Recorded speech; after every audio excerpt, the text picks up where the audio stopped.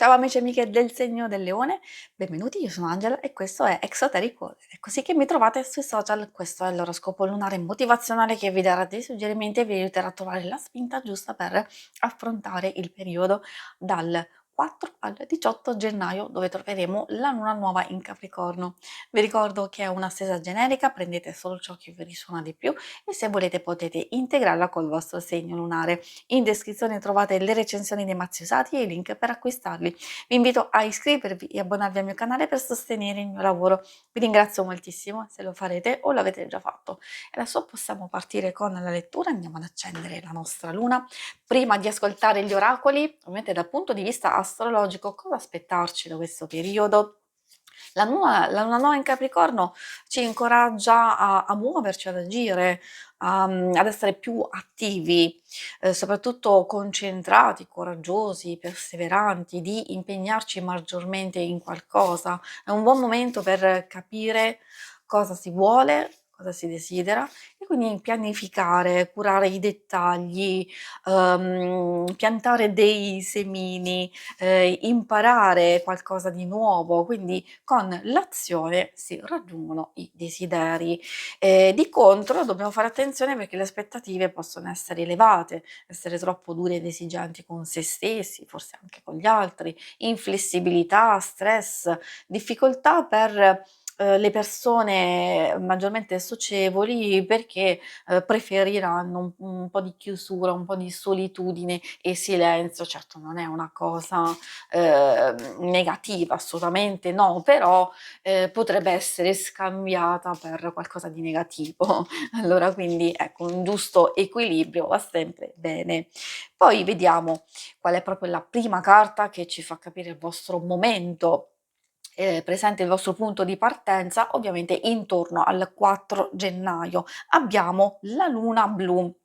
Molto positiva perché parla di manifestazione, di un momento propizio per stabilire gli obiettivi, di cogliere alcune opportunità che sono in arrivo, degli eventi inaspettati, anche possibilità di uscire dalla propria zona di comfort e iniziare una cosa nuova, quindi di ascoltare un po' il nostro bambino interiore e credere soprattutto nelle nostre possibilità e capacità. Quindi qui già troviamo degli ottimi indizi, anzi io direi un momento, un buon punto di partenza per voi, quindi super adatto in quei giorni per incominciare già a muoversi pian pianino verso qualcosa. Ovviamente se c'è indecisione e incertezza, allora pianificare, valutare, escogitare qualcosa.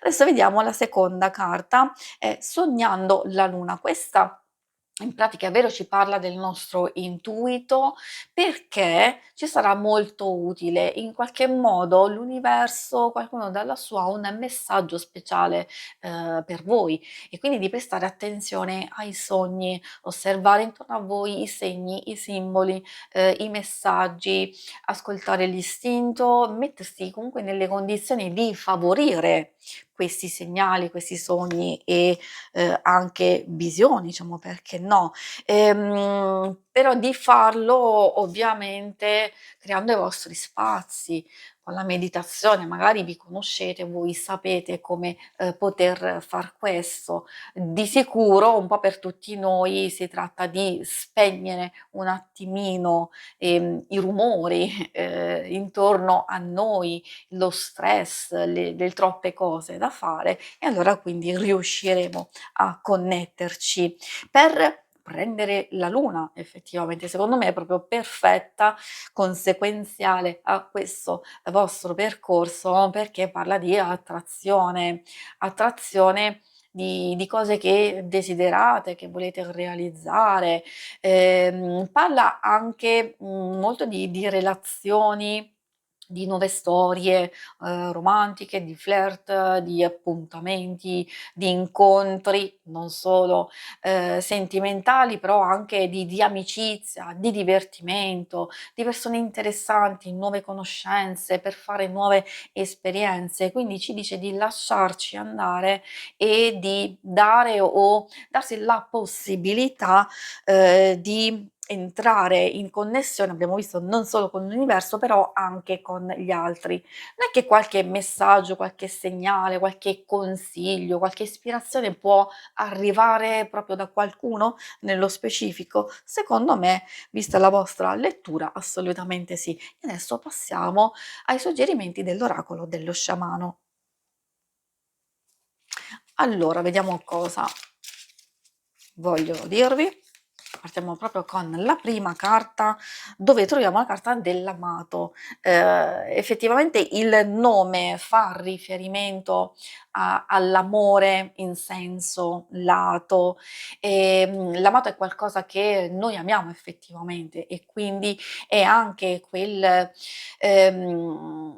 condizione interiore che ci permette di entrare in connessione con lo spirito. Come vedete, va a sottolineare ulteriormente quello che ci siamo detti, quindi il fatto di donarsi all'altro, di donarsi a ciò che si ama, non solo una relazione, perché parlando di una relazione è vero, un legame come unione profonda, che ci parla di rispetto reciproco e quindi dell'altro, però non solo, anche di donarsi a qualcosa, a un desiderio, a un sogno, a un'idea, a un proposito, che in pratica questo amore, questa passione, questo coinvolgimento vi guiderà nella ricerca.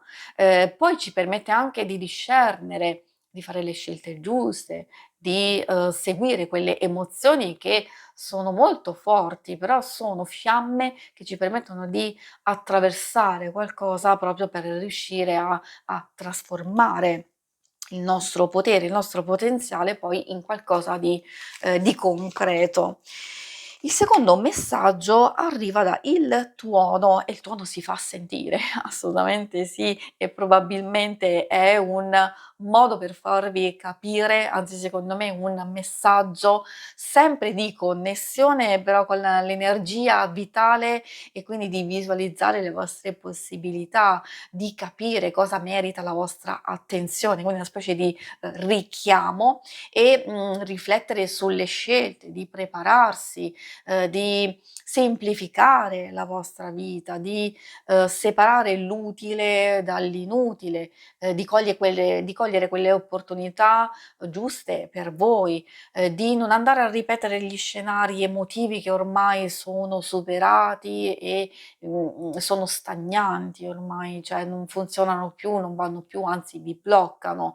E quindi procedere in questo modo, di accogliere quelle novità, però sappiamo che il fatto di aprirsi, di accogliere, entrare in connessione richiede coraggio, e forse è proprio questo che vi sta dicendo la lettura, che c'è realizzazione, c'è assolutamente benessere sotto tutti i punti di vista, sentimentale, lavorativo, soprattutto un qualcosa che, richiede il vostro pieno amore, passione e coinvolgimento, e allora è proprio lì che arriverà quel risultato e quella soddisfazione. Abbiamo lo sciamano mistico, in fin dei conti è il vostro, potere, che può essere utilizzato nel miglior modo possibile. Ad esempio ci parla di fantasia, di immaginazione, di creatività, di un'idea, di un progetto, di un, insomma, un qualcosa dentro di noi che darà forma alla realtà.